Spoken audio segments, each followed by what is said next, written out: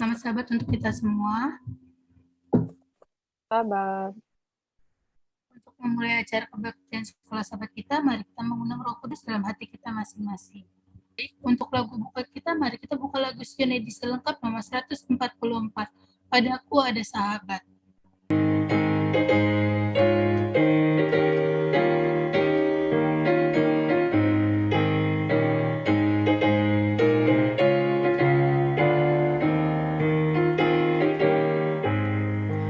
Padaku ada sahabat, ajaib kasih setianya, kepadanya ku terpikat, dekat selalu padanya. Dari hatiku tak dapat terputus tali kasih, karena dialah sahabat sampai di negeri suci.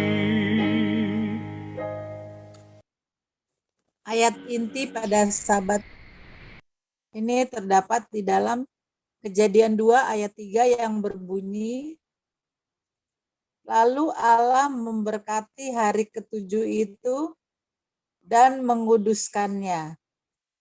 Karena pada hari itulah ia berhenti dari segala pekerjaan penciptaan yang telah dibuatnya itu.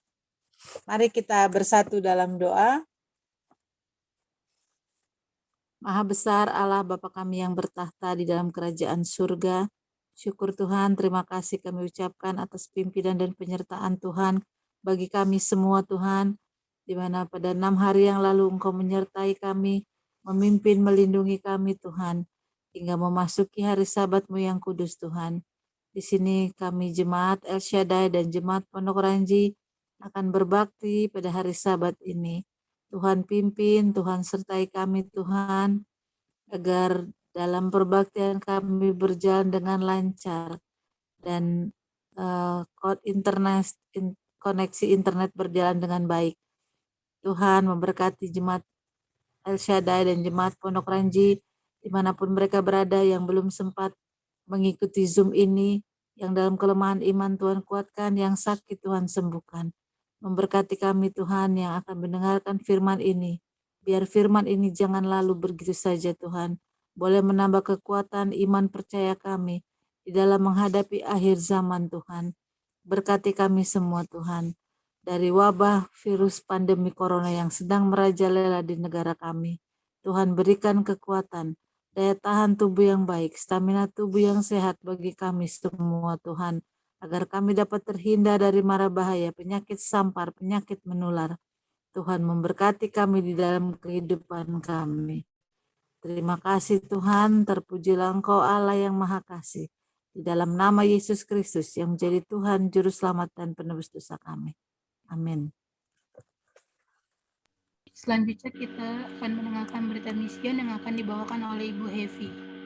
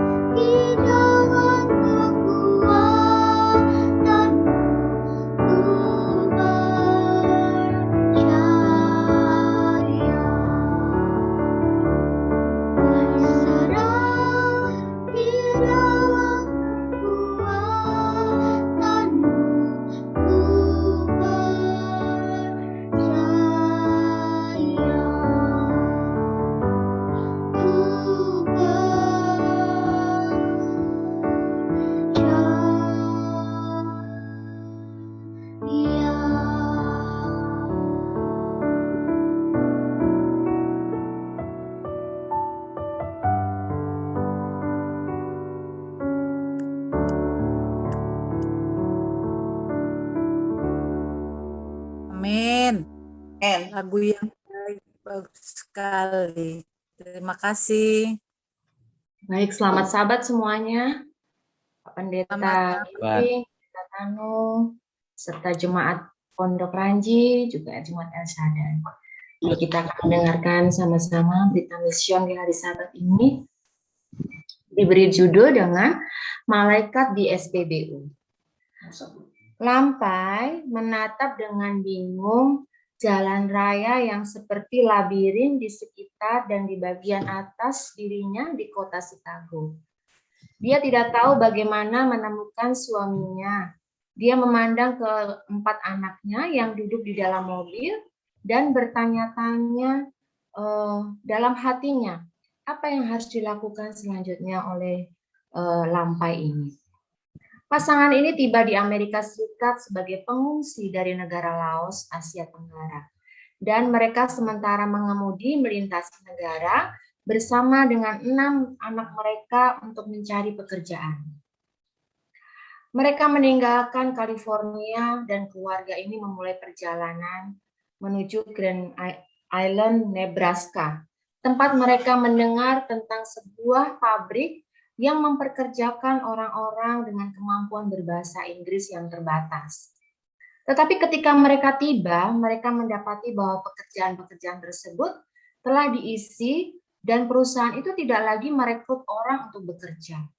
Namun mereka sudah berada di sana, tinggal di Amerika Serikat dengan 6 orang anak. Dan tanpa rumah, tanpa pekerjaan, hanya memiliki kemampuan berbahasa Inggris yang terbatas pula. Lebih parahnya lagi, Lampai tidak berani mengemudi di jalan raya di Amerika. Dia baru saja belajar mengemudi dan menerima SIM saat berada di California. 2 temannya di California inilah yang telah menemani keluarga ini di Nebraska. Kemudian satu mengemudikan mobil keluarga dan yang satunya mengemudikan truk pengangkut barang. Tetapi teman-teman mereka tidak bisa tinggal lebih lama, menghubungi semua orang yang bisa mereka pikirkan untuk meminta petunjuk. Lampai dan suaminya akhirnya mendapat informasi tentang lowongan pekerjaan yang memungkinkan di Holland, Michigan, yang jaraknya sekitar 1.200 km lagi. Lampai memutuskan untuk memberanikan diri mengemudi di jalan raya. Dan dia percaya bahwa Tuhan menyertainya. Dan keluarga ini memulai perjalanan sekitar 12 jam ke Michigan. Suaminya yang memimpin jalan, mengemudikan truk pengangkut dengan 2 orang anak dan semua barang milik mereka. Dia mengikutinya bersama-sama dengan 4 orang anak lainnya dengan mengemudikan mobil keluarga. Semuanya berjalan dengan lancar, sampai ketika mereka di Chicago, Lampai mencoba untuk mengikuti suaminya dari dekat. Tetapi dia terjebak dalam lalu lintas yang padat dan kehilangan pandangan dari truknya. Kewalahan dan kebingungan di tengah jalanan yang ruwet, tidak dapat memutuskan ke arah mana dia harus berhenti di mana. Kemudian dia berhenti di sebuah stasiun di SPBU, baik dia maupun suaminya tidak memiliki ponsel. Tidak ada cara untuk menghubungi suaminya dan dia tidak tahu bagaimana menemukan tempat tujuan mereka. Harapan satu-satunya hanyalah Tuhan. Dia bersyukur banyak misionaris telah mengunjungi kamp pengungsi di Thailand untuk memberitahu mereka tentang Tuhan. Dia dan keempat anaknya bersama-sama berdoa dengan sungguh-sungguh kepada Tuhan untuk memohon bantuan. Saat mereka membuka mata, mereka melihat seorang pria tampan berjalan ke arah mereka. Biar ku tebak, kata suaminya. Iya, dia membenarkan dengan rasa heran. Dia bertanya-tanya dalam hati, bagaimana orang yang sama sekali tidak dikenal ini mengetahui nama suamiku? Masuklah ke mobilmu dan ikuti saya, kata pria itu. Kemudian berbalik untuk masuk ke mobilnya. Saya akan menolongmu untuk menemukannya. Dengan patuh, Lampai mengikutinya kembali ke jalan raya dan melewati jalan raya Chicago yang membingungkan, sampai tiba-tiba di depan jalan dia melihat truk pengangkut yang dikemudikan suaminya. Kemudian rasa syukur membasui dirinya dan anak-anak. Lalu mereka mencari orang asing yang baik hati itu untuk mengucapkan terima kasih. Tetapi dia telah pergi. Mobilnya menghilang sebelum mereka sempat melambaikan tangan selamat tinggal. Keluarga ini tiba dengan selamat di Holland. Dan View serta Lampai mendapatkan pekerjaan di sebuah perusahaan kapal lokal yang dimiliki oleh sebuah keluarga Advent. Mereka mulai menghadiri ibadah di gereja Massey Advent hari ke-7 di gereja setempat. Mereka mengundang teman-teman orang Laos untuk bergabung dengan mereka pula.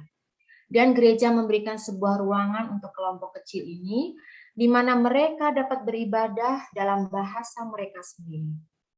Kemudian kelompok ini bertumbuh dan sekarang sudah memiliki gereja sendiri, di mana Lampai dengan gembira memperkenalkan orang-orang mengenal Tuhan yang telah mengirimnya seorang malaikat di SPBU yang kemarin dia mengalami melalui perjalanannya.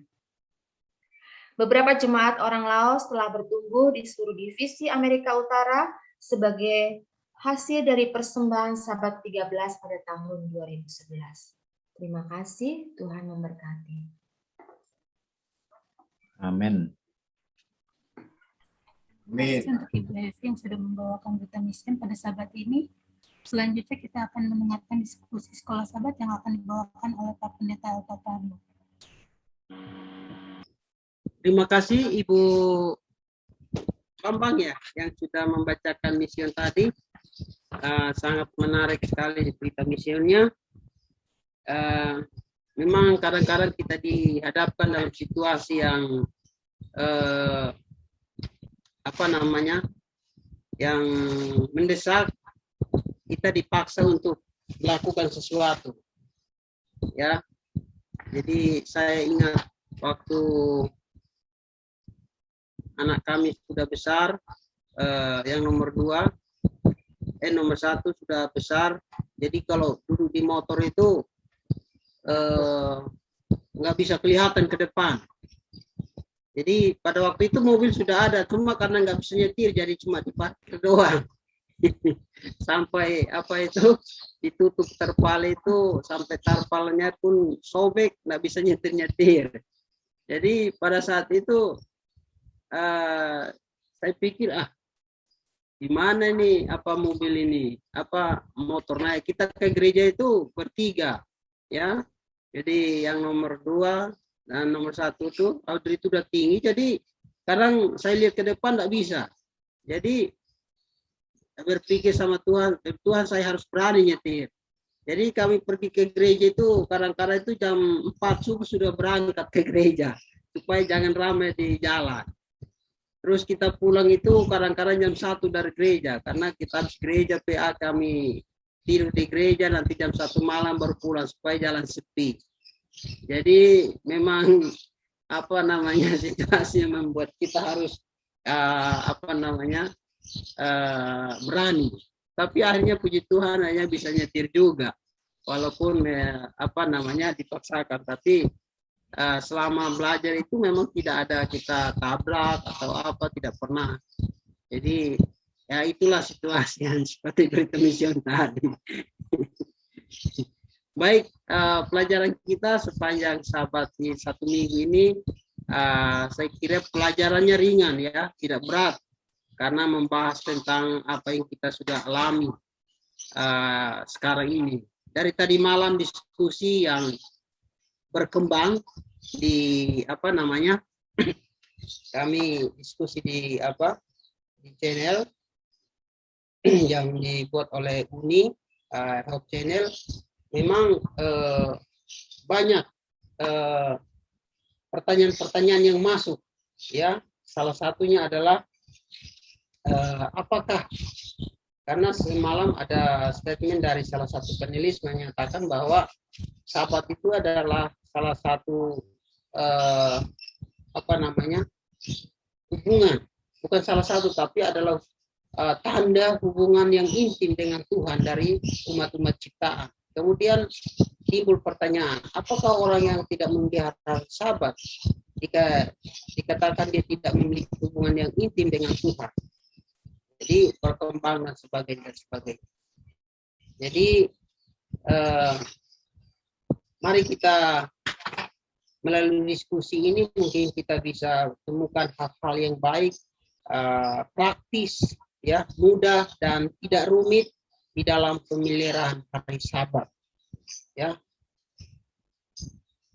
ayat intinya sudah kita tahu bersama, ayat yang selalu kita hafal, ayat yang selalu kita baca, ayat yang selalu kita sebutkan bila mana berbicara tentang hari Sabat.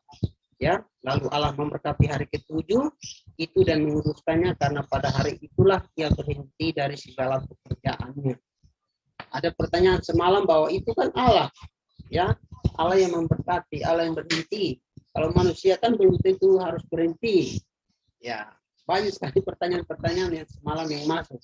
Ya, jadi arti berhenti ini sangat menarik. Ya, kenapa Allah menguruskan hari itu? Ya, pertanyaan juga, kenapa Allah harus menguruskan hari itu? Itu kan urusan Allah, bukan urusan manusia.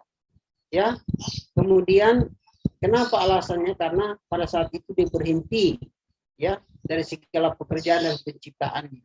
Ini alasan yang masuk akal, karena memang tidak ada sesuatu yang dibuat oleh Allah pada hari itu. Jadi ya terserah Allah, dia mau mengurus atau tidak menguruskan hari itu kan terserah dia. Ya, itu hak prerogatif daripada Allah. Tetapi kita sebagai umat manusia dalam selanjutnya perintah-perintah kepada bangsa Israel bahwa kita harus menguruskan hari itu. Ya. Kemudian pembukaan, ya, pembukaan untuk perhentian. Ya, pembukaan untuk hari untuk perhentian. Jadi makna penting dari setiap orang untuk memahami pelajaran perhentian ini agar supaya apa? Kita dapat mengetahui rencana Tuhan bagi kita untuk dapat menikmati hari perhentian dengan teratur, ya, setiap pekan. Yang kedua adalah kita lebih memahami Tuhan dari pemilihan hari Sabat. Jadi maksudnya di sini adalah fokus kita itu adalah bukan kepada harinya, tetapi kepada Tuhan. Karena Tuhan itu kan dia adalah Tuhan atas hari Sabat. Itu sebabnya ketika kita melakukan dalam proses pemeliharaan hari Sabat ini jangan kita buat peraturan-peraturan yang cenderung untuk mengkultuskan hari itu atau lebih mendewakan hari itu daripada Tuhan. Ya, kita buat peraturan. Contoh misalnya orang kalau pergi ke contoh misalnya tidak boleh isi bensin pada hari Sabat kalau pergi. Padahal orang pergi kan pergi untuk melawat, pergi ke gereja, pergi melayani, masa nggak boleh isi bensin pada hari Sabat? Ya, itu salah satu kendala yang berkembang di dalam kalangan orang Advent. Ya, kita lebih merasakan pengalaman kehadiran Tuhan dalam kehidupan kita masing-masing. Ya, jadi ketika kita berhenti pada hari Sabat, kita harus merasakan pengalaman apa kehadiran Tuhan dalam kehidupan kita pada hari Sabat itu. Kita juga bisa belajar dari metode kepedulian Yesus sebagai pencipta dan penebus kita. Itu sebenarnya. Kemudian yang berikut adalah ada 3 perkara penting, ya, 3 perkara penting yang perlu kita ketahui saat Allah menciptakan langit dan bumi.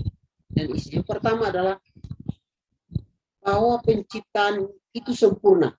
Ya, yang kedua bahwa Allah menyediakan sesuatu untuk hari perhentian. Dan yang ketiga adalah Allah menguruskan hari Sabat itu. Ya. Kemudian yang berikut adalah penciptaan Allah. Ya. Ya. Penciptaan Allah itu sempurna. Arti sempurna di sini adalah bahwa dia selalu perkataannya dengan mengatakan semuanya itu baik. Jadi penciptaan alam maksud Allah sempurna itu adalah baik, tidak ada yang cacat. Ya. Setelah kejatuhan manusia dalam dosa, manusia bisa melihat kebaikan dan keindahan alam itu walaupun tidak seindah sebelum dosa, dan bisa dibayangkan bagaimana indahnya Taman Eden diperbarui kelak. Jadi Bapak Ibu Saudara berkasih Tuhan, memang setelah manusia jatuh dalam dosa, kita tidak bisa melihat lagi keindahan-keindahan yang alam yang itu. Tapi kalau kita misalnya pergi ke luar kota, atau kita pergi ke naik gunung, atau misalnya kita naik pesawat, kita lihat ke bawah, itu sesuatu hal yang indah sekali. Jadi keunikan penciptaan manusia itu luar biasa, ya.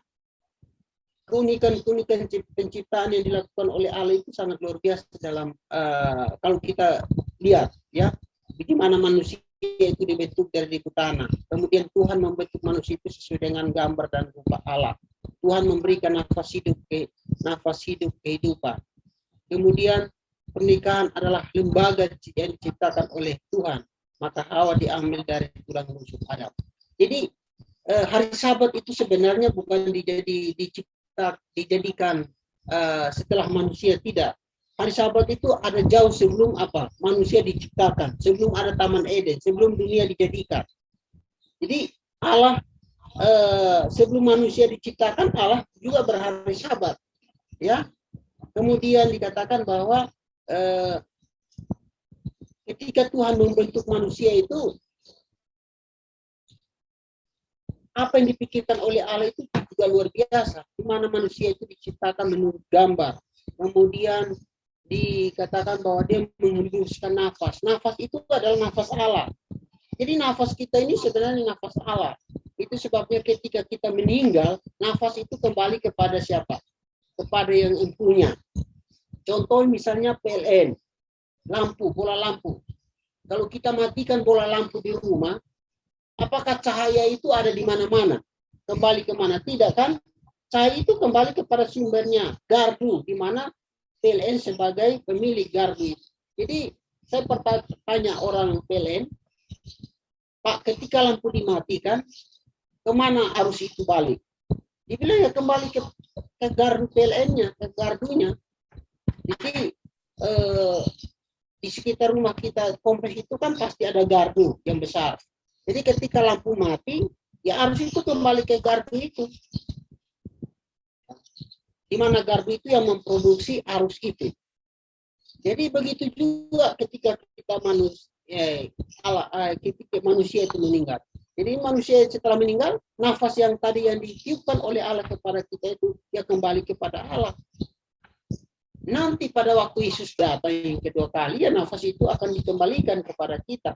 Sehingga kita bisa bangkit pada waktu kedatangan Yesus yang kedua kali. Kalau kita bangkit pada kebangkitan pertama.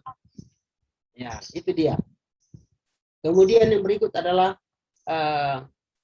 yang ketiga adalah pandangan dari kaum terpelajar tentang penciptaan adalah sebagai berikut. Dunia terjadi dan terbentuk begitu saja. Penciptaan manusia tanpa ada perencanaan. Penciptaan terjadi secara kebetulan, maka tidak ada tujuan penciptaan manusia. Ini kaum dari pandangan dari kaum terpelajar atau orang-orang yang pintar, yang meneliti dan sebagainya. Tapi kita sebagai umat Tuhan tidaklah demikian. Untuk menutup acara diskusi sekolah sahabat kita pada sahabat ini, mari kita buka lagu Sion edisi lengkap nomor 210. Padaku ada juru selamat.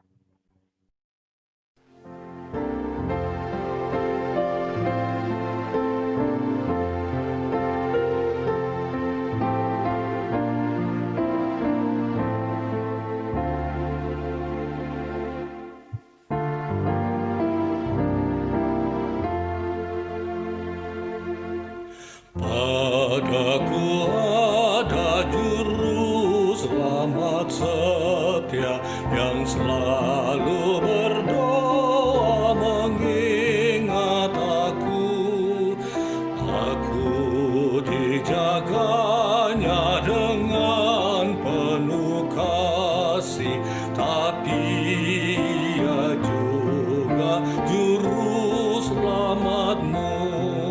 Kudoakan engkau, mendoakan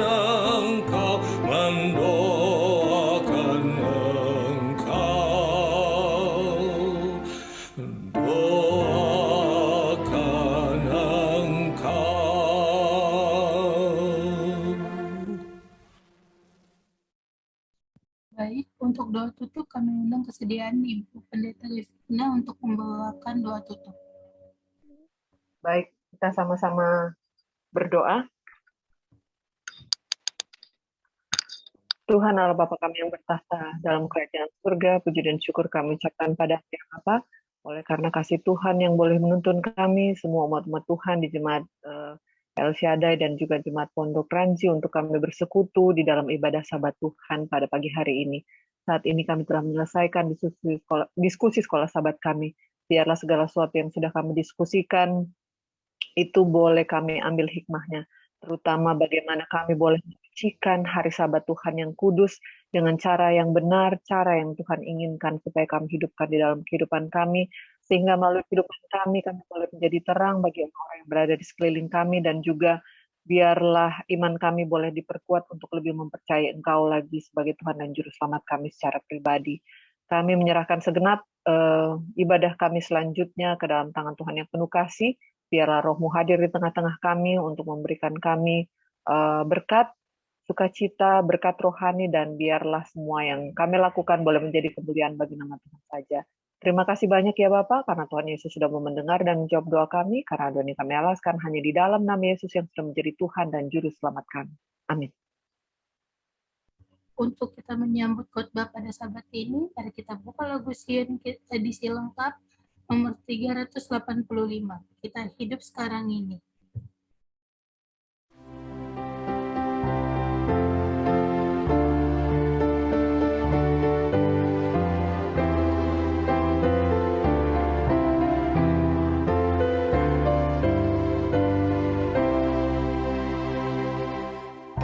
Kita hidup sekarang ini dalam waktu yang genting.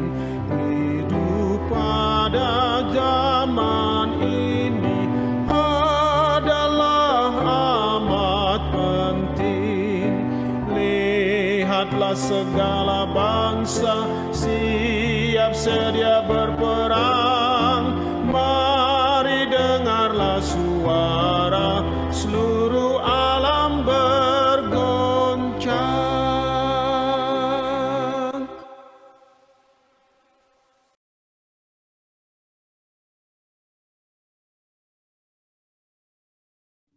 Baik, untuk doa buka kami undang Pak Pendeta Giting untuk membawakan doa buka. Mari kita sama-sama berdoa. Bapa yang bertahta dalam kerajaan surga, terpujilah Engkau ya Tuhan. Kami bersyukur pada hari Sabat ini, kami dapat bersama-sama kembali untuk menyadari bagaimana kasih Tuhan terjadi dalam hidup kami. 6 hari sudah berlalu, dan kami sudah dipertambahkan kesempatan untuk bersekutu, bertemu dengan Tuhan dan menikmati berkat-berkat-Mu. Ibadah kami saat ini Bapa, kami akan lanjutkan. Kami rindu mendengarkan pekabaran firman. Biarlah ayat-ayat daripada firman yang akan kami dengarkan menjadi kekuatan yang mempertumbuhkan iman percaya kami. Terpujilah Engkau dan mengampuni dosa kami Bapa. Di dalam nama Yesus kami sudah berdoa. Amin. Baik, selanjutnya kita akan mendengarkan ayat bersautan dan doa syafaat yang akan dibawakan oleh Bapak Yahya.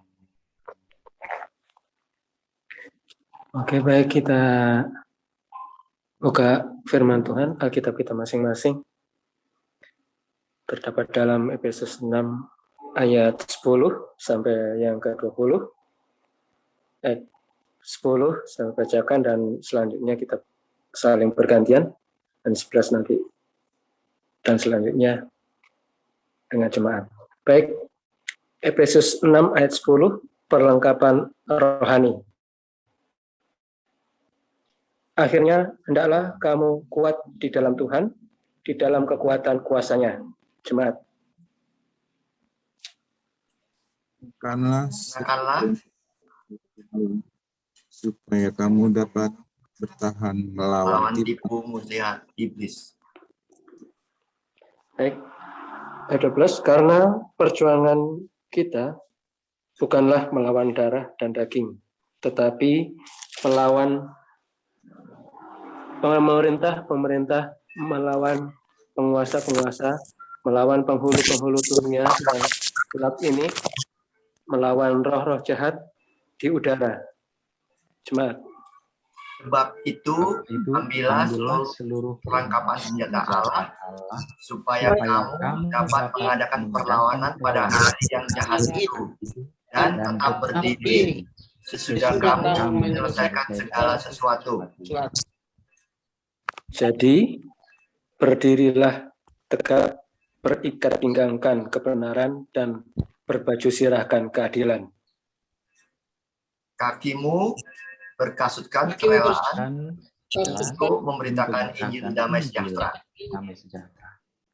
Dalam segala keadaan pergunakanlah perisai iman, sebab dengan perisai itu kamu akan memadamkan semua panah api dari si jahat. Dan terimalah ketopong keselamatan dan pedang roh, yaitu firman Tuhan.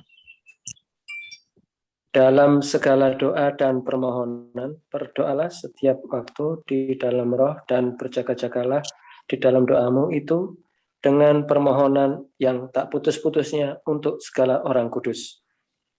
Juga untuk aku, supaya kepadaku, jika aku membuka mulutku, dikaruniakan perkataan yang benar, agar dengan keberanian aku memberitakan rahasia Injil. Sama-sama. Yang kulayani sebagai utusan yang dipenjarakan. Berdoalah supaya dengan keberanian aku menyatakannya, sebagaimana seharusnya aku berbicara. Baik, kita bersatu dalam doa. Tuhan Allah Bapa kami yang bertata dalam kerajaan surga yang mulia, terima kasih Tuhan waktu yang indah pada saat ini kami boleh berkumpul bersama di jemaat-Mu Al-Shaddai dan jemaat Pondok Ranji untuk memuji dan segala Tuhan. Dan jam ini Tuhan kami mau mendengarkan firman-Mu melalui Pendeta Ginting yang akan membagikan firman-Mu. Biarlah roh Tuhan boleh mengurapi beliau untuk membagikan firman ini agar firman yang dibagikan nanti boleh menjadi kekuatan bagi iman percaya kami semua yang mendengarkan, untuk kami dapat hidupkan dalam iman kerohanian kami, sehingga kami boleh hari demi hari boleh kuat di dalam kebenaran-Mu. Terima kasih Tuhan. Dan juga kami berdoa pada saat ini bagi saudara-saudara kami yang lain tidak bersama kami, biarlah Tuhan berkati. Bagi mereka yang sakit, Tuhan memberikan kesembuhan dari surga, kesehatan yang sempurna dari surga, sehingga mereka pun boleh merasakan akan berkat Tuhan.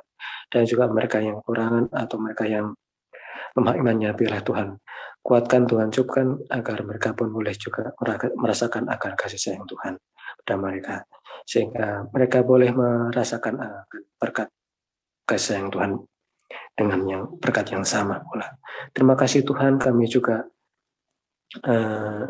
tak lupa berdoa buat jemaat Al-Shaddai dan jemaat Pondok Ranji, biarlah Tuhan berkati agar boleh menjadi terang kebenaran Tuhan bagi mereka yang belum mengenal kebenaran-Mu. Terima kasih Tuhan, jam awal hingga akhirnya kami serahkan Tuhan ke dalam tangan Tuhan,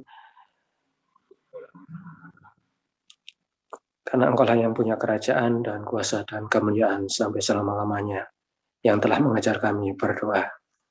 Bapa kami yang di surga, dikuduskanlah nama-Mu, biarlah kehendak-Mu di seperti di surga. Berikanlah kami pada hari ini makanan kami yang secukupnya, dan ampunilah kami akan kesalahan kami, seperti kami juga mengampuni orang yang bersalah pada kami. Dan janganlah kami dalam cobaan, tapi lepaskanlah kami daripada yang jahat, karena yang punya kerajaan dan kuasa dan kemuliaan sampai selama-lamanya. Amin. Amin. Selanjutnya kita akan mendengarkan lagu spesial yang akan dibawakan oleh Ibu Lydia.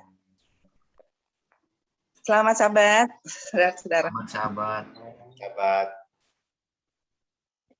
Terima kasih untuk kesempatan yang sudah diberikan untuk saya membawakan puji-pujian.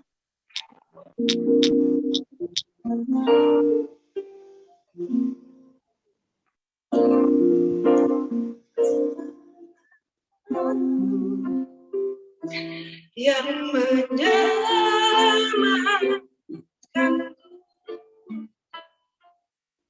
Kau memberikanku hidup dan pengharapan.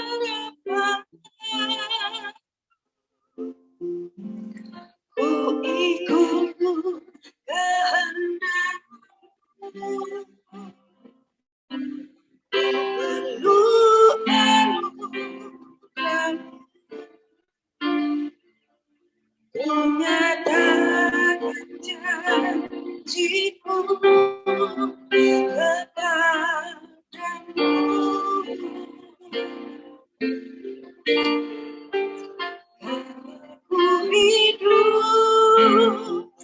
Ku hidup bagimu, hatiku tetap ternyata bisa jauhkanku dari kasih-Mu. Selama ku hidup bagimu, mataku tetap ternyata bisa jauhkanku dari kasih-Mu.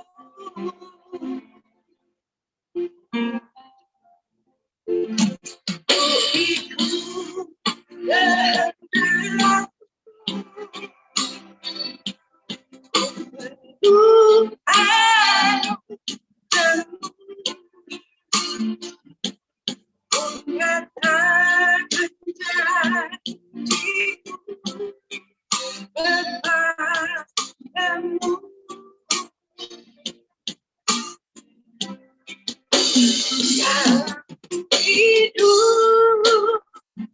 Ku hidup bagimu, hatiku tetap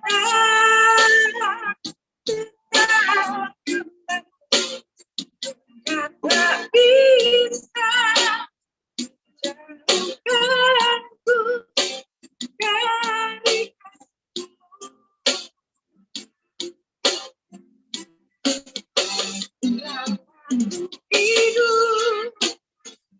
Ku hidup bagimu,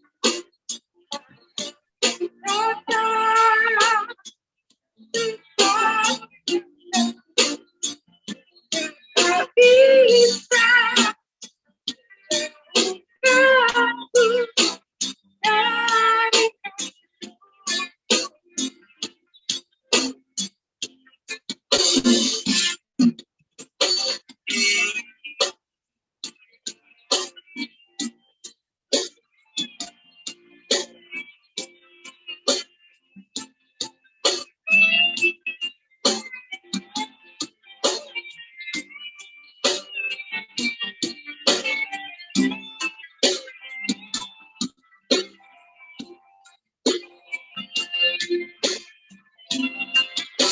Kalau ku hidup bagimu, ku tetap menyembah-Mu.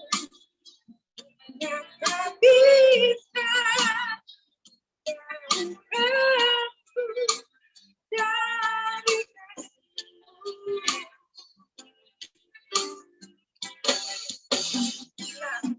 Ku hidup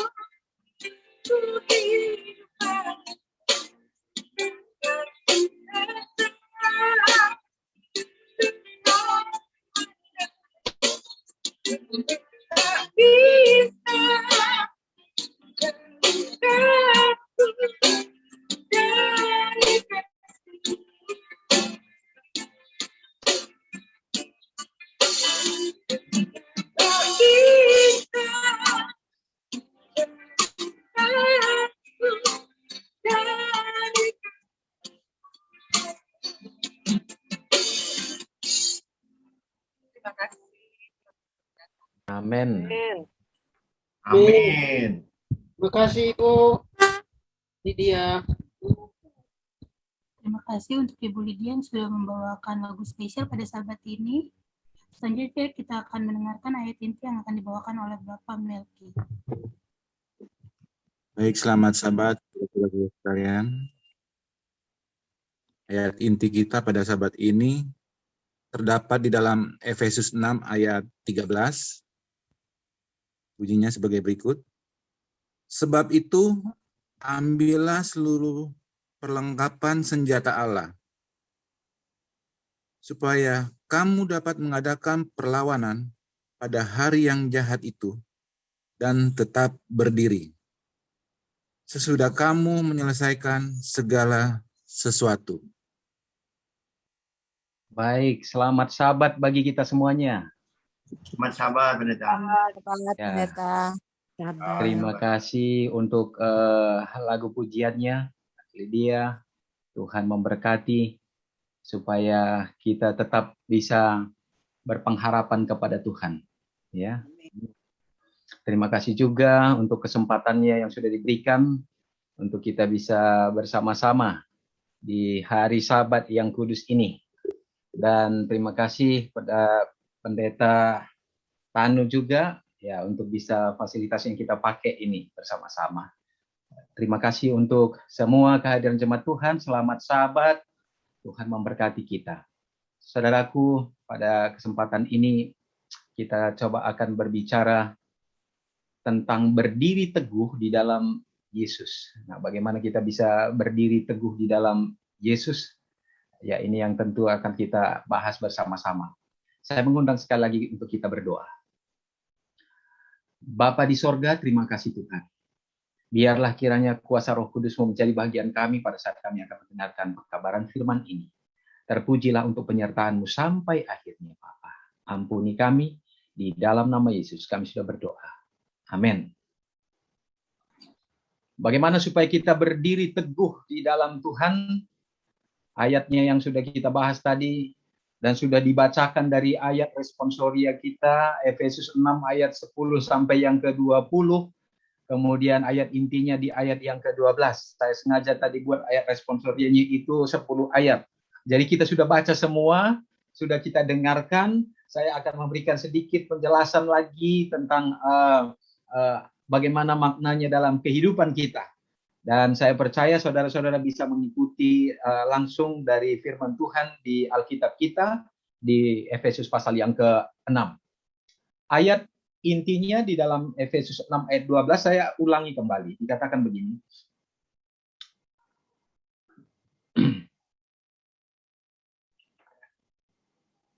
Seperti yang sudah dibacakan tadi ya, Efesus.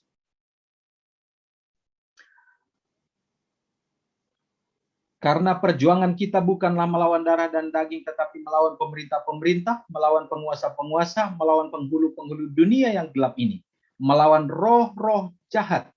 Maka apa Tuhan katakan di ayat yang ke-14? Jadi, berdirilah tegap, berikat pinggangkan kebenaran, dan berbaju jirahkan keadilan. Ya, berdirilah tegap. Beberapa kali diungkapkan di sana, berdirilah. Saudaraku, berapa lama saudara berani bisa berdiri sekarang ini dengan tegak? Ya, saya sering melihat anak-anak ini karena mereka senang dengan mungkin cerita lucu-lucu. Ceritanya siapa itu? Mr. Bean. Jadi apa namanya polisi kerajaan ya di Inggris. Jadi mereka itu punya topi tinggi, memanggul senjata dengan ciri khas dengan dia punya kumis, ya, kumis tebal dengan lengkap. Mereka itu adalah pengawal untuk menjaga di kerajaan, di setiap sudut-sudut kerajaan, terutama di pintu gerbangnya. Jadi mereka itu mulai pada saat waktu ditentukan untuk berjaga sampai kepada bel atau bunyi bel berikutnya. Lalat pun yang ada di hidungnya, atau ada nyamuk yang menggigit wajahnya, atau mungkin ada keringat yang menetes ke matanya yang membuat perih, maka tidak akan bergerak, mereka tidak akan mengusap, mereka tidak akan angkat kaki walaupun mungkin kakinya digigit semut. Oh, luar biasa. Sangat luar biasa. Mereka dilatih untuk seperti itu. Saudaraku, kalau kita, ya saya mengajar juga dulu di sekolah kita di sekolah Esela Advent ya, yang berasrama. Itu terkadang kalau upacara di hari Senin, bagaimana? Aduh, baru sebentar berdiri, ada yang sudah jongkok lah, ada banyak sekali alasan mereka. Ada yang bilang, aduh, ada juga yang sudah bilang, aduh Pak, saya mau permisi, saya sudah mau pingsan. Ada yang, terlalu banyak alasan. Hanya untuk berdiri menghargai akan negara. Berdiri untuk menghargai jasa-jasa pahlawan yang memberikan mereka kemerdekaan, kita kemerdekaan. Oh, susah sekali. Pada saat mengheningkan cipta, ada yang berbisik-bisik, ada yang dan lain sebagainya. Padahal sudah diperhatikan. Padahal guru-guru pembina ada di situ, di dekat dengan mereka. Padahal ada juga yang menjadi menjadi konsekuensi nantinya, hukuman pada saat pelanggaran yang mereka lakukan. Tapi selalu saja ada alasan-alasannya. Sekarang ini saudara, Tuhan ingin supaya kita bertahan sampai akhir. Hanya orang yang bertahan sampai pada kesudahannya akan selamat. Amin. Dan perkataan ini juga diucapkan oleh Tuhan Yesus kepada kita. Bahwa sekarang kita sudah berada di akhir zaman ini, maka sebentar lagi Tuhan akan Sekarang dia minta, ya, sebelum kedatangannya dia ingin kita untuk berdiri teguh di dalam iman kepercayaan kita. Dapatkah kita berdiri teguh? Ini yang pekabarannya. Saudaraku, ungkapan bertahan, itulah yang dimaksud di sini. Kenapa bertahan? Tetapi Paulus pernah juga ungkapkan supaya kamu tidak hanya bertahan, tetapi engkau juga bisa menyerang, dia katakan. Tetapi hal yang pertama, saudaraku, kalau saudara sudah, siapa yang di kita ini yang pernah ikut latihan bela diri? Ada? Yang kempo kah, taekwondo kah? Ini kalau Pak Pendeta ini nih luar biasa. Latihan apa dulu Pak Pendeta? Ini. Jadi saudaraku, apa yang dipelajari di sana? Saya dulu waktu masih sekolah bersama dengan teman-teman, ayo ikut. Kami ikut kempo. Apa yang diajari? Ini kuda-kuda. Yang pertama kuda-kuda. Ya, harus dipelajari. Harus kuat kuda-kudanya. Untuk apa itu? Bertahan. Nah, ini gurunya ini pukul kita punya kaki ini pada saat kita pada saat setengah jongkok. Dia tendang kita punya kaki ini. Bagaimana? Kuat enggak? Diajar kita untuk bertahan. Bertahan. Itu yang pertama. Dan memang ya, yang hal seperti itu, bela diri seperti itu, makanya dikatakan bahwa itu untuk bertahan. Ya. Yang pertama adalah bertahan. Penyerangan itu adalah di saat keharusan. Tetapi yang paling utama adalah bertahan. Dan orang yang mampu bertahan, saudaraku, itulah yang paling kuat. Karena orang yang menyerang, bisa jadi dia akan habis tenaga. Kurang taktik, ya, kurang kebijaksanaan, akhirnya dia bisa mati sendiri. Tetapi orang yang mampu bertahan, dia memiliki kekuatan yang luar biasa. Tetap tinggal di posisi bawah, posisi yang tidak enak dan tidak nyaman. Ya. Saat kita berada dalam posisi demikian, baru dikatakan bisa bertahan. Ya. Jadi itulah yang disebut dengan survival. Nah, diajar kalau di kelas-kelas kepahaman, kelas kemajuan, di Pathfinder, Master Guide, maka ada satu kelas kepahaman yang disebut dengan survival. Ya, jadi bagaimana anak-anak diajar untuk bertahan hidup, tetapi bukan hanya sekadar hidup, tetapi bertahan di dalam iman kepercayaan. Nah, sekarang ini ilmu ini yang harus kita dapatkan. Bagaimana kita bisa bertahan, dan Tuhan mengajarkan itu kepada kita. Kenapa? Karena inilah yang kita butuhkan di akhir zaman ini, saudaraku. Baik, kita akan lanjutkan.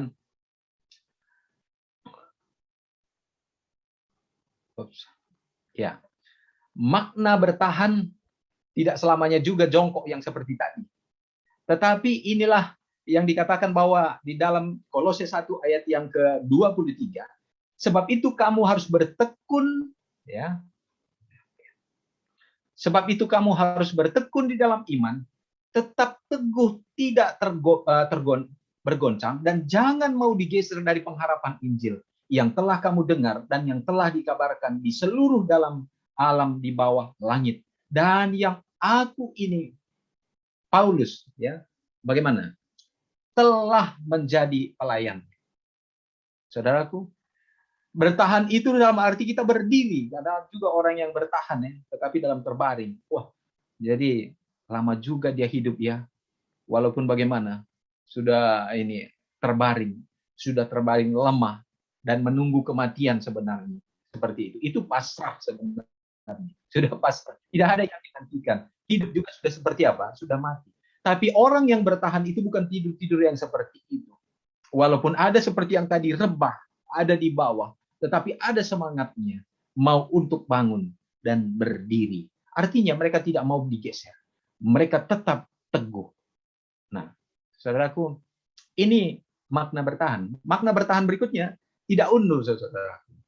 Mau apapun yang datang, ancaman apapun yang ada, maka bagaimana? Dia tidak undur. Ya, dia tetap setia kepada komitmen, kepada iman, kepada janji. Ibrani 10 ayat 37 sampai 39. Sebab sedikit, bahkan sangat sedikit waktu lagi, dan ia yang akan datang sudah akan ada tanpa menaguhkan kedatangannya. Ya, artinya bagaimana? Yesus sudah memiliki waktu. Ellen G. White pada saat diangkat ke surga, dibawa ke surga dalam penglihatan, kemudian dia melihat bahwa di bagaimana di dalam dia melihat bahwa sebenarnya waktu itu ada, tapi dia tidak bisa baca. Nah, karena itulah yang Yesus katakan, anak manusia sekalipun tidak tahu. Nah, begitu dia, ya. Tapi waktunya sudah ada. Hanya Allah yang tahu. Tapi dari pertandaan zaman kita sudah tahu sekarang ini. Tetapi orangku yang benar akan hidup oleh iman. Dan apabila ia mengundurkan diri, maka tidak berkenan. Artinya aku tidak berkenan kepadanya. Firman Tuhan. Tetapi kita bukanlah orang-orang yang mengundurkan diri dan binasa. Tetapi orang-orang yang percaya dan yang beroleh hidup. Oke. Bagaimana lagi makna bertahan, saudara? Tetap setia. Ya. Ya. Di samping daripada berdiri teguh, ya. Kemudian kita juga apa? Tidak undur. Walau tantangan apapun, kemudian bagaimana? Tetap setia. Nah, ungkapan setia ini luar biasa. Ya. Ini latar belakang, yang di belakang ini adalah satu patung gambar anjing, ya. Mungkin kita sering dengar juga ceritanya itu di Jepang. Apa namanya ini? Hachiko. Ya, inilah anjing Hachiko. Ya. Jadi dalam kisahnya bagaimana dia menantikan tuannya yang selalu naik untuk naik kereta, kemudian dia menantikan di stasiun itu bagaimana tuannya datang. Dia selalu akan menyambut dengan setia pada sore harinya. Tapi satu kali bagaimana tuannya ini pergi dan diantar oleh anjingnya Hachiko ini, tetapi pada saat sore maka tuannya tidak kembali. Dan ternyata tuannya sudah apa? Meninggal, ya, dan tidak kembali. Dan luar biasanya Hachiko ini bagaimana? Dia menanti terus malam, pagi, besoknya, sampai minggu, sampai bulan. Akhirnya semua orang mengenal anjing ini. Yang setia, sampai ceritanya menjadi menyebar. Orang memberi makan dia di sana, sampai akhirnya bagaimana? Akhirnya dia pun menjadi lemah dan akhirnya mati juga anjing ini. Ini seekor anjing yang setia. Apakah mungkin benar seperti ini? Saya juga pernah menyaksikan sendiri langsung tentang kesetiaan. Ini bukan hanya kepada Tuhan. Saudaraku, kami dulu punya dua anjing, namanya adalah Jello dan Jimbo. Saya ingat terus itu masih kecil, ya, dengan adik saya waktu itu. Kenapa? Karena di depan rumah kami adalah jalan lintas, ya, jalan lintas Sumatera, jadi banyak sekali kendaraan. Nah, dua anjing ini cukup besar badannya. Kemudian yang satu ini, mereka memang biasa bermain. Rupanya satu kali ada anjing yang lain yang datang, mereka kejar. Akhirnya menyeberang. Nah, anjing yang satu ini ketabrak, meninggal tepat di depan gerbang rumah, saudara. Mati. Kemudian bagaimana? Sampai darahnya ada di sana semuanya. Kemudian akhirnya kami kuburkan anjing ini. Tinggal yang satu lagi. Saya perhatikan betul-betul, dan kami keluarga sampai sangat sedih melihat anjing ini. Nafsu makannya sudah berkurang, yang biasanya dia itu bagaimana suka untuk apalagi dengan kami yang masih kecil waktu itu suka bermain, tapi akhirnya bagaimana? Dan saya perhatikan, saudaraku, sering sekali dia pergi ke jalanan itu karena darah itu masih ada, bekas-bekas darah itu masih ada. Dia pergi ke situ. Kemudian bagaimana? Terkadang mobil harus bagaimana? Dan akhirnya kami harus ikat. Tetapi satu kali, saudaraku, dia pergi lagi ke sana dan dia tertabrak di tempat yang sama. Dan itu hal yang sangat menyedihkan. Sampai sekarang pun saya mengingat itu, luar biasa kesetiaannya. Adik saya waktu kami kuburkan itu seperti manusia yang meninggal. Menangis seperti manusia yang meninggal. Kenapa? Karena sayang sekali dan melihat bagaimana kesetiaan seekor anjing ini. Bagaimana dengan kita manusia? Bagi manusia sekarang ini sangat sulit untuk menemukan kesetiaan ini, saudara. Bukan berarti tidak ada banyak orang. Tetapi untuk tulus-tulus setia dalam segala hal itu benar-benar langka. Boleh jadi saudara setia kepada keluarga. Tetapi belum tentu kita setia dalam hal-hal yang lain. Boleh jadi kita setia kepada istri. Tetapi belum tentu kepada hal yang lain. Ya, ini luar biasa. Manusia sekarang ini, orang muda katakan begini pada saya, Pak Pendeta, dalam pembahasan tentang orang-orang muda, ya, youth problem, ya kan. Bolehkah orang-orang muda berpacaran lebih dari satu? Saya jawab, saudaraku, bisa, saya bilang, ya, Rachel, ya, bisa. Bingung dia, oh Pak Pendeta, kok bisa? Kenapa? Bisa berpacaran lebih dari satu, tetapi waktu yang berbeda. Nah, begitu dia. Ya, jadi jangan bersamaan. Itu bagaimana kamu belajar untuk setia? Ya, sementara di sana memang pacaran itu untuk apa? Mencari tahu, ya. Tapi boleh putus, tapi dengan cara bagaimana? Ya, jangan merugikan. Ya, itulah. Itu yang makna berpacaran. Nah, kemudian bagaimana? Bolehkah punya suami atau istri lebih dari satu? Saya tidak jawab lagi. Baca Alkitab, saya katakan. Kenapa? Kalau Alkitab sudah katakan seperti itu. Jadi bagaimana? Baca baik-baik. Setia kepada pasangan. Setia kepada ya yang difirmankan Tuhan. Kapan? Sampai kapan? Sampai maut yang memisahkan. Setia kepadanya. Itu yang Tuhan katakan, ajarkan. Dan Yesus adalah teladan kesetiaan. Firman Tuhan katakan bagaimana? Dia setia, bahkan taat sampai mati. Ya, inilah teladan kesetiaan. Sehingga ini juga menjadi bagian kita.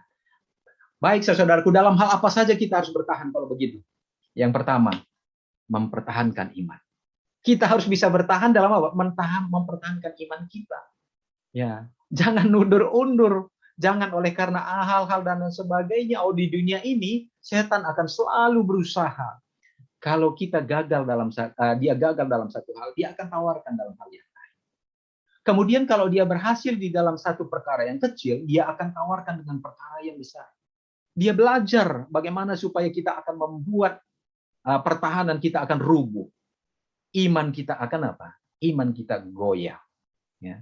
Saudaraku yang kekasih, Yudas 1 ayat 3 katakan, sementara aku bersungguh-sungguh berusaha menulis kepada kamu tentang keselamatan kita bersama, aku merasa terdorong untuk menulis ini kepada kamu dan menasihati kamu supaya kamu tetap berjuang untuk mempertahankan iman yang telah disampaikan kepada orang-orang kudus.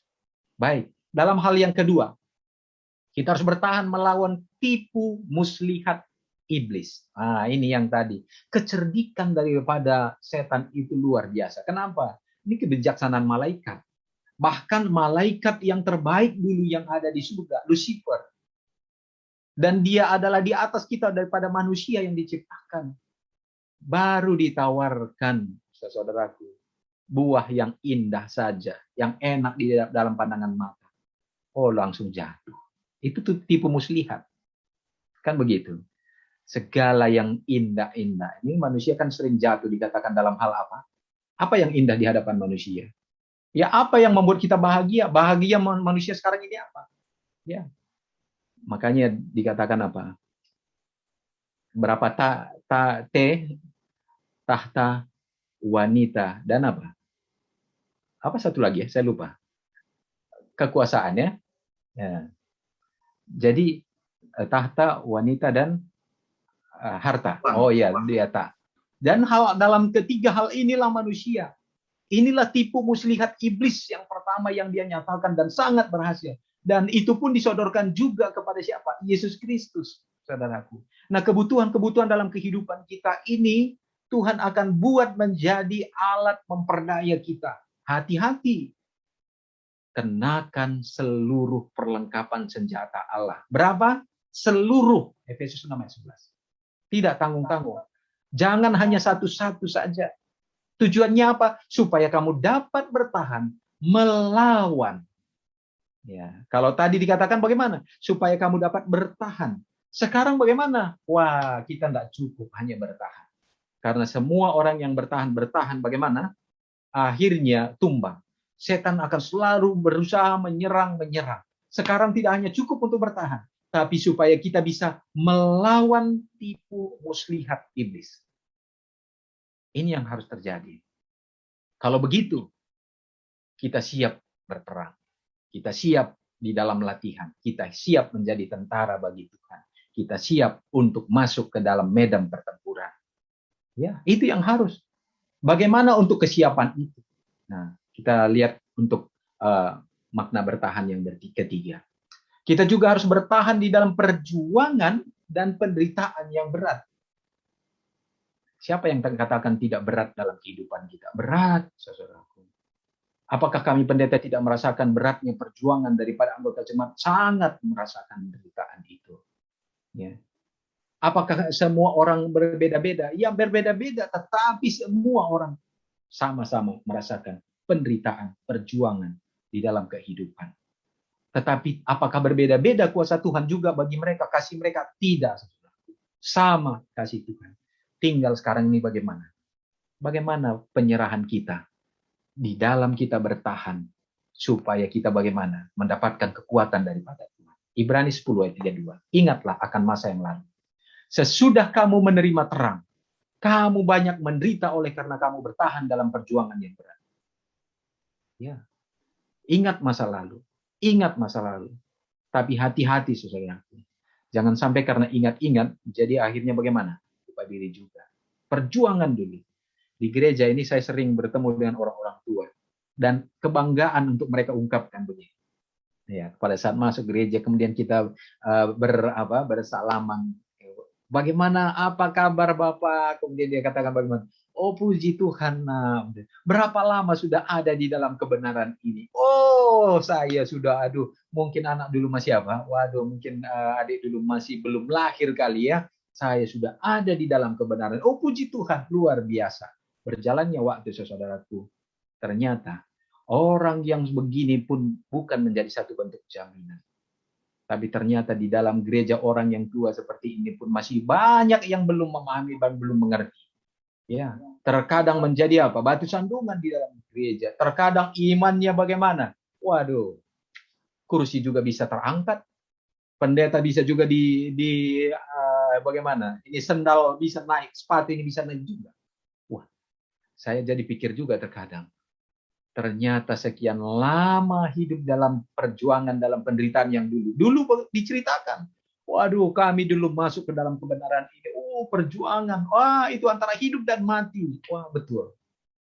Saudara-saudara yang masuk di dalam kebenaran ini pun pasti saya percaya memiliki cerita-cerita sejarah yang luar biasa. Bahkan itu menjadi kesaksian.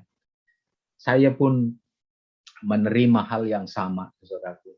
Ya, saya ingat waktu saya masuk ya ke dalam sekolah teologi, kemudian saya pulang dulu ke keluarga. Saya punya orang tua masak nasi. Hari yang pertama saudaraku saya tidak bisa makan. Kenapa? Makan nasinya itu nasi tok. Karena dia punya sayur dicampur dengan udang, kemudian dia punya lauknya adalah babi.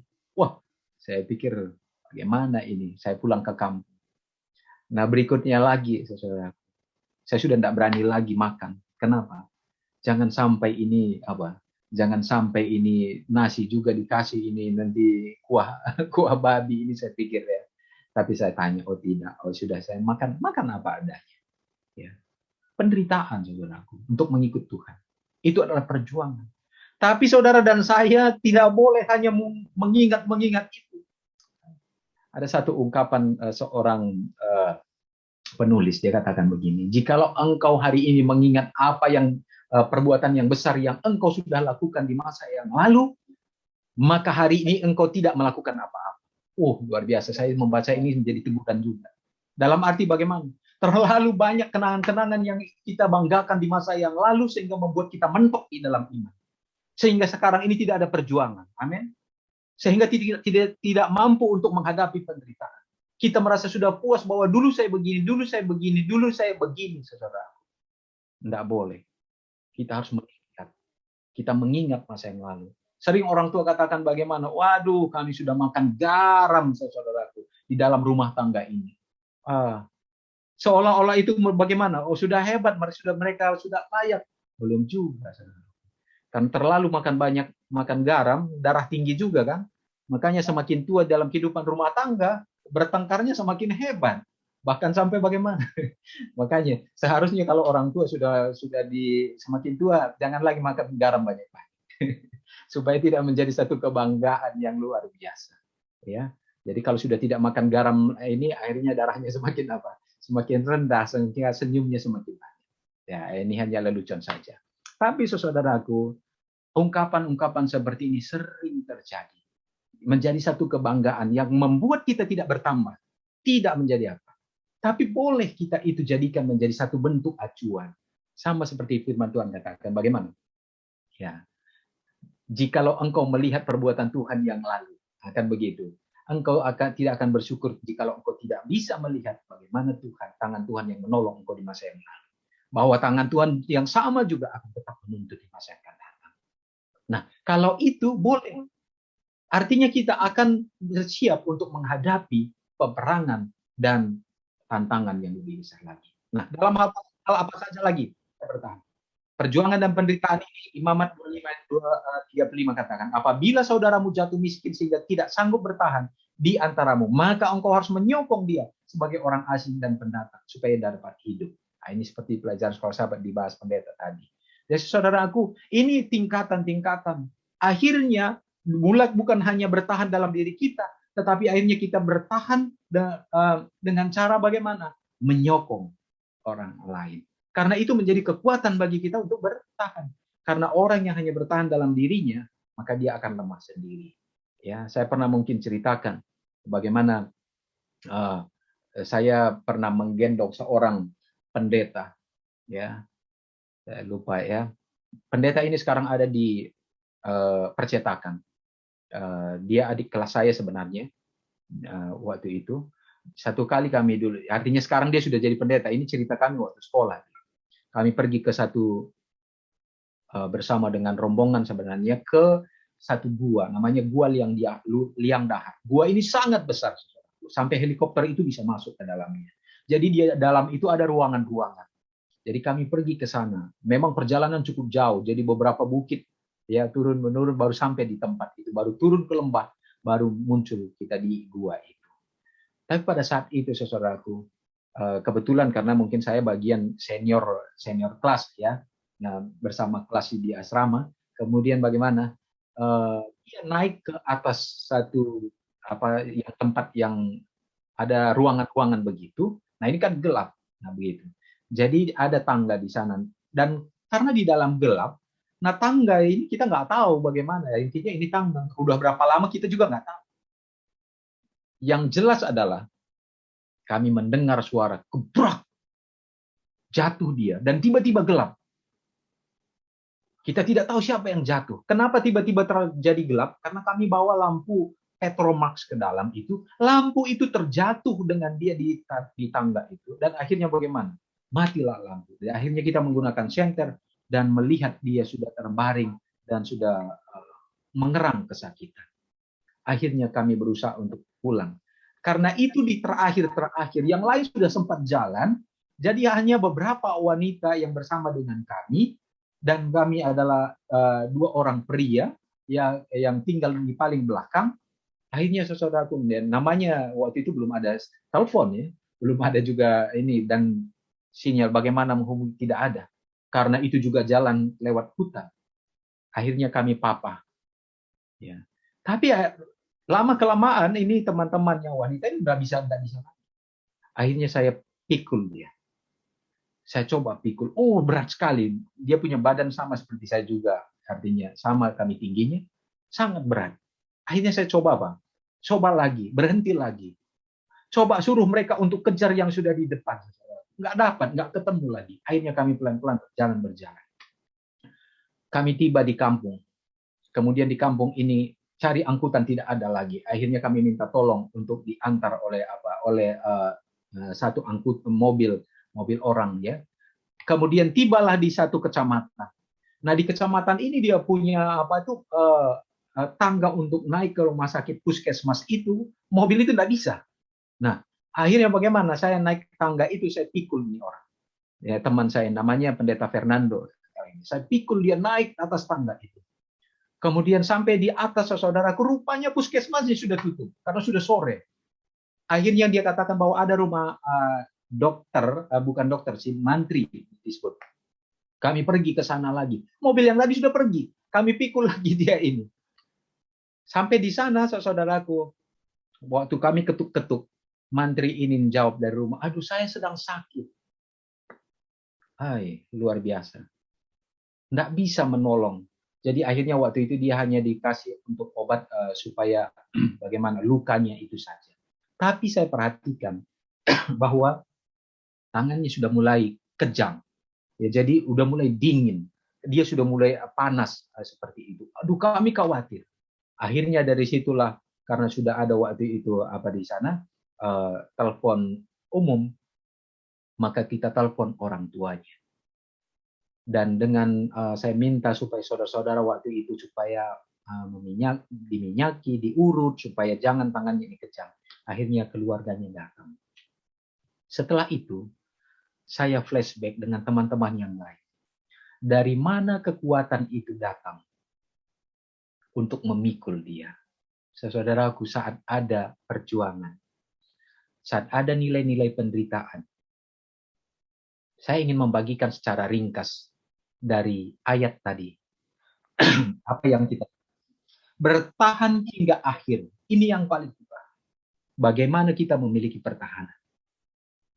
Mari kita mulaikan dengan berdiri teguh. Kalau sudah kita berdiri, mari kita kenakan ini. Yang pertama, ikat pinggang kebenaran. Saudara sudah mendapatkan kebenaran. Tadi di sekolah sahabat juga kita sempat sih. Kita sudah diangkat oleh Tuhan. Sudah dibenarkan sekarang ini. Dan itulah ikat pinggang kita, kebenaran yang kita dapatkan. Nggak boleh lagi dibantah. Segala sesuatu yang kebenaran yang kita terima, saudaraku, di dalam hati nurani tercatat. Dan kalau itu bertentangan dengan hati nurani, pasti saudara tidak akan tidur tenang. Tidak akan nyenyak. Kita akan hidup dalam perasaan merasa bersalah pada saat kita melanggarnya. Kemudian apa?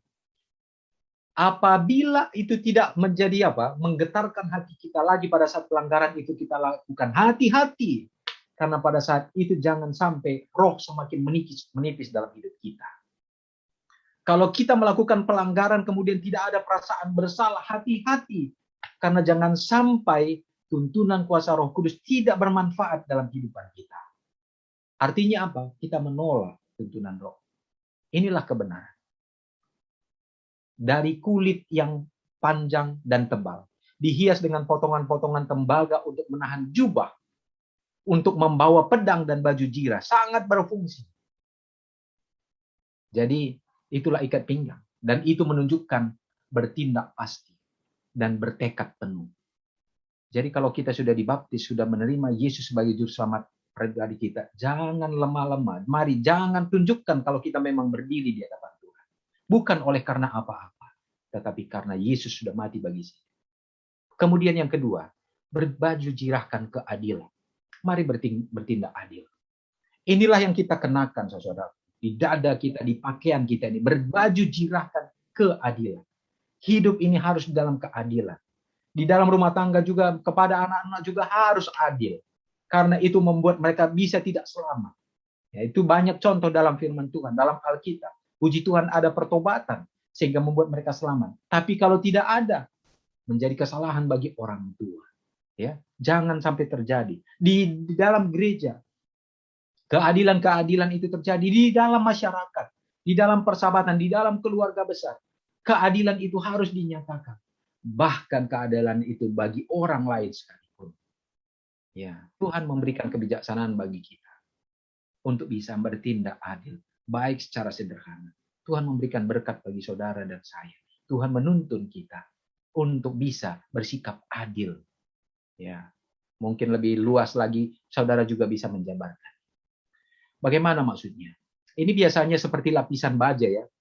Terbuat dari tembaga, dihiasi ukiran binatang, dan pola mitologi dan rancangan otot dada. Apa maksudnya, saudara?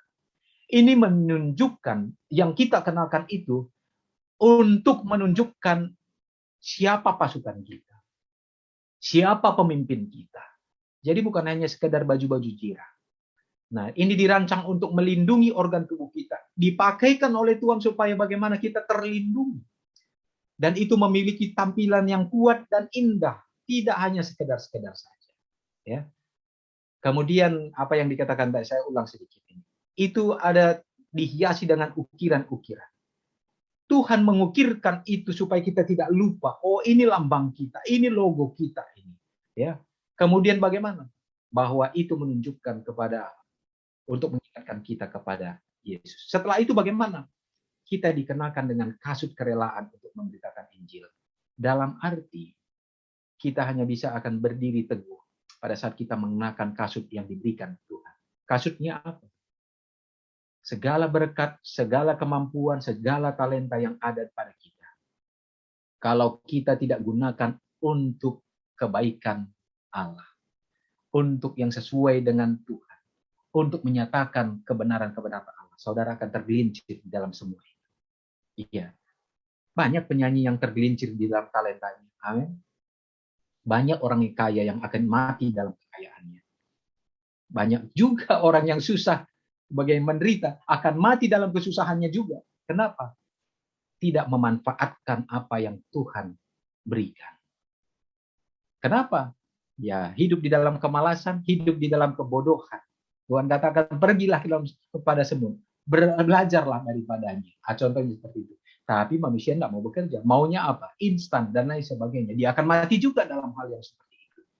Tapi semua yang ada pada kita, kalau kita gunakan untuk kemuliaan Tuhan, inilah yang disebut dengan kasut yang dikenakan Tuhan. Maka kita akan berdiri kokoh di sana. Yang ada pada kita itu akan dapat digunakan untuk menjadi kemuliaan bagi Tuhan. Hati-hati pada saat kita berdiri. Ya. Licin jalanan kita ini, saudara. Kita berada di dunia yang penuh dengan dosa. Penuh dengan setan akan berusaha membuat kita supaya terjatuh. Hati-hati.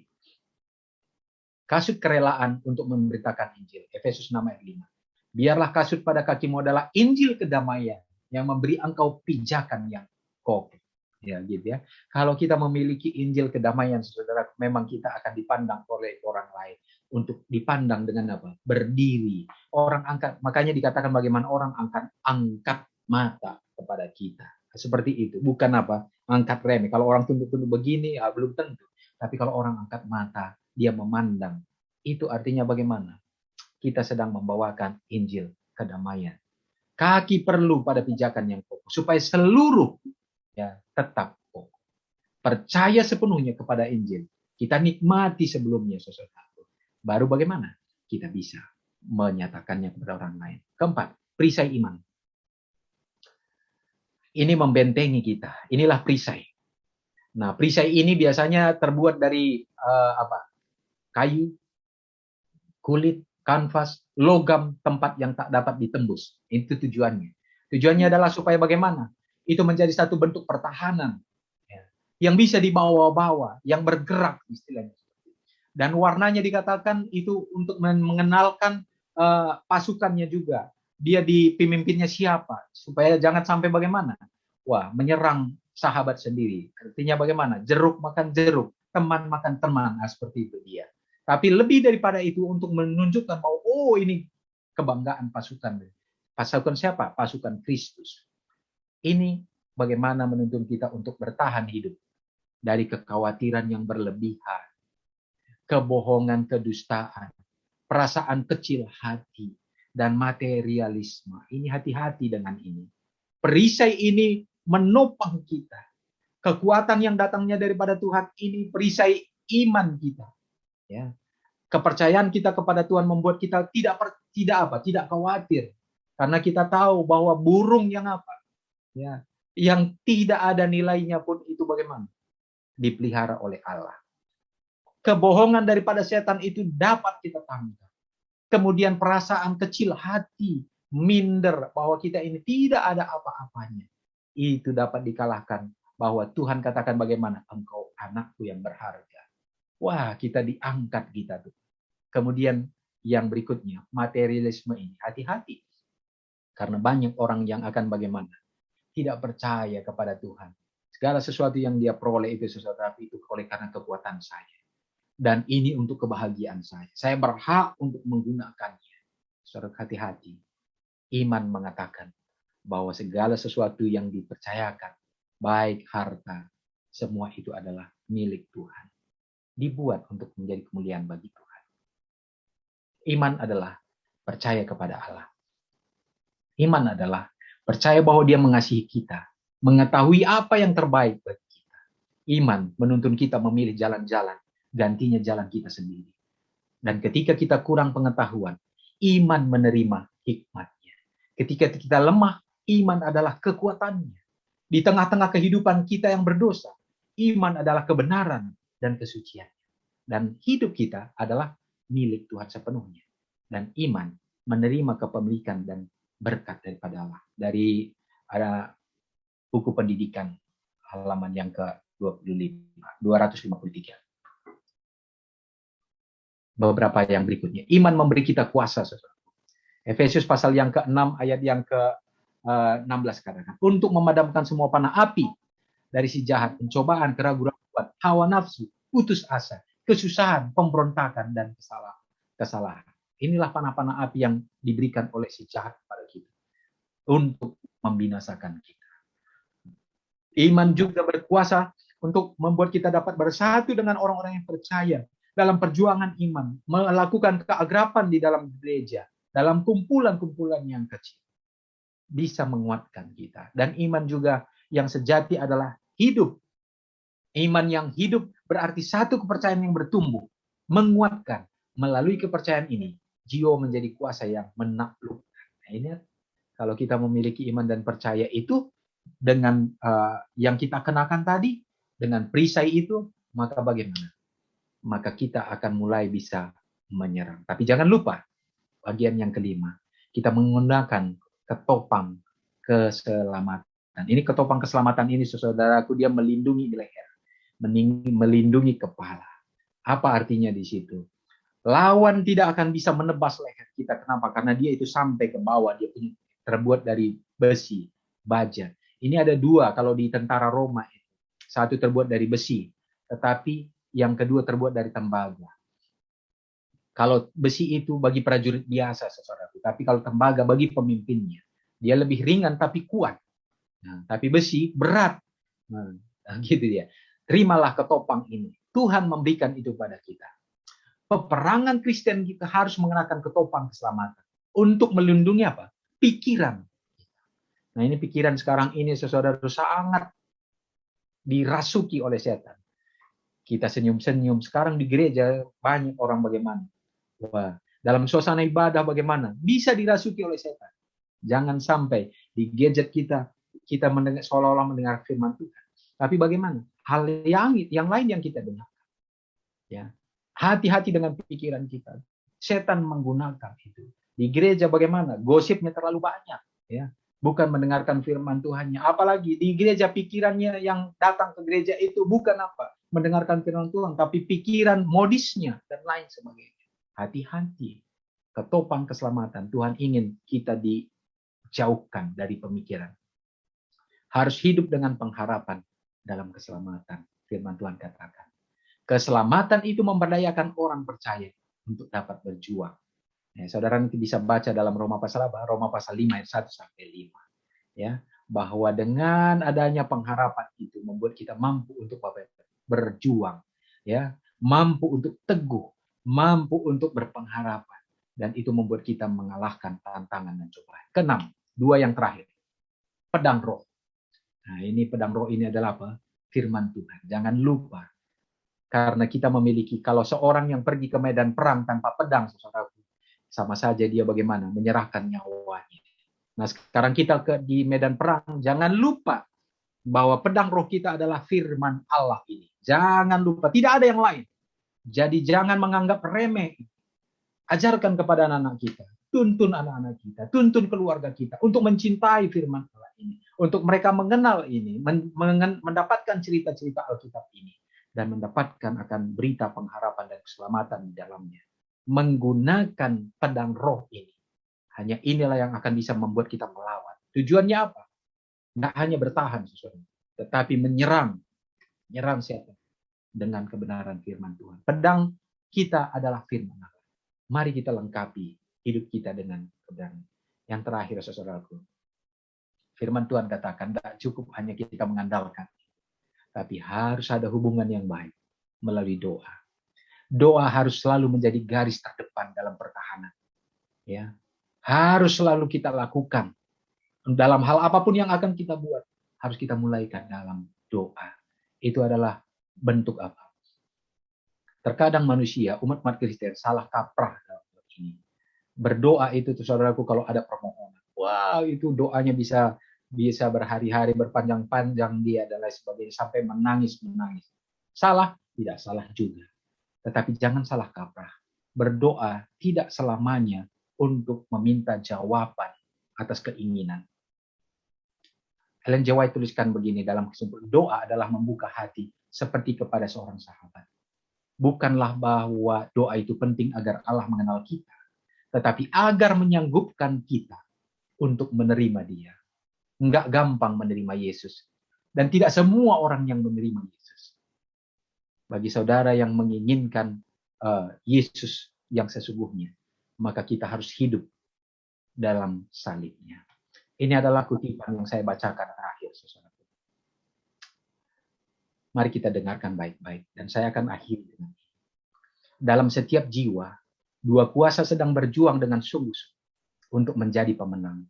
Tidak percaya menyusun kekuatannya, dipimpin oleh setan untuk memisahkan kita dari sumber kekuatan kita.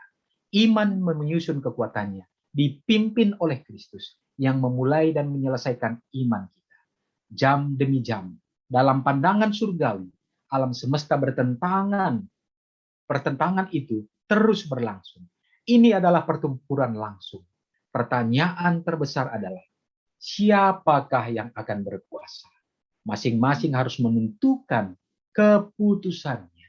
Dalam pertempuran ini, semua harus ambil bagian, berperang pada satu pihak atau yang lainnya. Tidak ada yang terlepas dari peperangan ini. Kita didesak untuk bersedia bagi perjuangan ini. Kuatlah di dalam Tuhan. Kenakanlah seluruh perlengkapan senjata Allah, supaya kamu dapat bertahan melawan tipu muslihat iblis. Amaran diberikan kembali. Karena itu, kenakanlah seluruh perlengkapan senjata Allah, supaya kamu dapat bertahan pada hari yang jahat.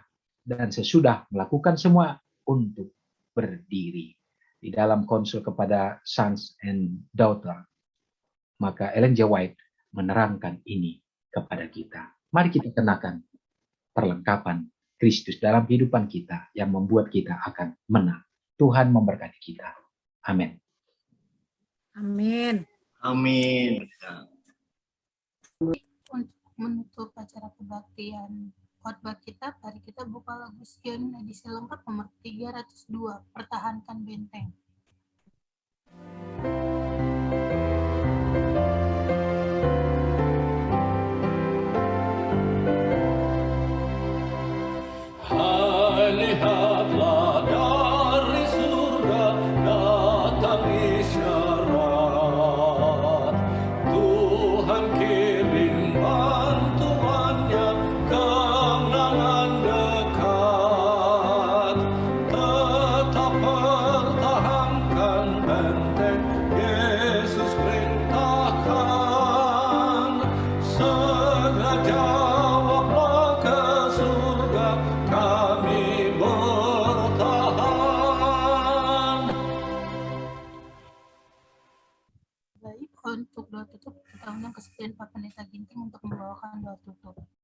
Mari kita sama-sama berdoa. Maha besar Allah Bapa yang bertahta dalam kerajaan surga. Dimuliakanlah Engkau ya Tuhan untuk pekabaran yang sudah kami dapatkan pada siang Sabat ini. Bahkan dalam semua acara ibadah yang kami lakukan dan diskusi yang sudah kami terima. Biarlah firman yang kami terima, Bapa, menguatkan iman kami. Biarlah kiranya apa yang Tuhan sudah siapkan untuk menjadi perlengkapan iman percaya kami. Di dalam bertahan dan juga menyerang dalam pertempuran iman. Melawan kuasa-kuasa kegelapan, kuasa-kuasa setan. Untuk membuat kami akan jatuh dan takluk. Dan membuat hubungan kami dengan Tuhan menjadi akan terputus. Biarlah melalui semua pekabaran ini, kami bersedia untuk terima dan mengenakan perlengkapan itu ya Bapa. Sehingga setiap hari kami akan dipersenjatai untuk mampu melawan akan serangan-serangan daripada si jahat. Terima kasih untuk pekabaran ini. Mampukan kami dengan kuasa Roh Kudus-Mu untuk dapat menghidupkannya. Saat ini hamba-Mu berdoa bagi jemaat Tuhan, baik di El Shaddai dan Pondok Ranji. Tuhan memberkati umat-umat-Mu ya Bapa. Dimanapun berada, walaupun kami terpisah satu dengan yang lain, tetapi kami menyatukan pengharapan kami. Berkati dengan kesehatan, memberkati yang sakit supaya berikan pemulihan dan kesembuhan. Memberkati kami dengan perlindungan dari virus yang ada sekarang ini. Dan biarlah kiranya Engkau berkuasa membukakan tingkap langit sehingga tercurah akan berkat-berkat di dalam segenap usaha tangan pekerjaan yang dilakukan umat-umat. Dan melalui semua itu membawa kepenuhan, bahkan berkelimpahan dalam semua kebutuhan. Bahkan keluarga demi keluarga dapat menjadi saluran kasih bagi sesama. Memberkati anak-anak kami di dalam pertumbuhan mereka, dalam perkembangan. Di dalam pendidikan berikanlah kepintaran. Demikian juga di dalam perkuliahan berikanlah keberhasilan. Dan bahkan dalam masa depan, dalam pekerjaan, biarlah yang terbaik yang Tuhan selalu akan berikan. Bapa memberkati juga kami, jemaat Tuhan. Baik hamba-Mu bersama dengan pendeta Tan, di dalam menuntun umat-umat Tuhan. Biarlah Engkau memberikan kebijaksanaan. Sehingga kami bisa bekerja bersama-sama untuk mengarahkan umat-umat Tuhan. Bersama-sama melakukan pelayanan. Sehingga nama-Mu yang akan dimasyhurkan. Banyak jiwa yang akan diperkenalkan di bawah kehadiran. Pada saat hamba-Mu menumpangkan tangan bagi jemaat Tuhan dimanapun berada. Tuhan kiranya memberkati umat-umat Tuhan. Dengan kasih karunia yang tak terbatas. Melalui kehadiran Tuhan dalam kehidupan secara pribadi dan dalam rumah tangga. Sehingga menerangi kami ya Bapa. Menuntun kami berbahagia dan bersuka cita. Sertailah kami kiranya Tuhan. Melalui kehadiran Allah Bapa bersama dengan Yesus Kristus di dalam ikatan Roh Kudus yang akan menguatkan kami untuk setia mulai sekarang sampai Maranatha. Ampuni kami Bapa, di dalam nama Yesus kami sudah berdoa. Amin. Amin. Amin. Amin. Amin.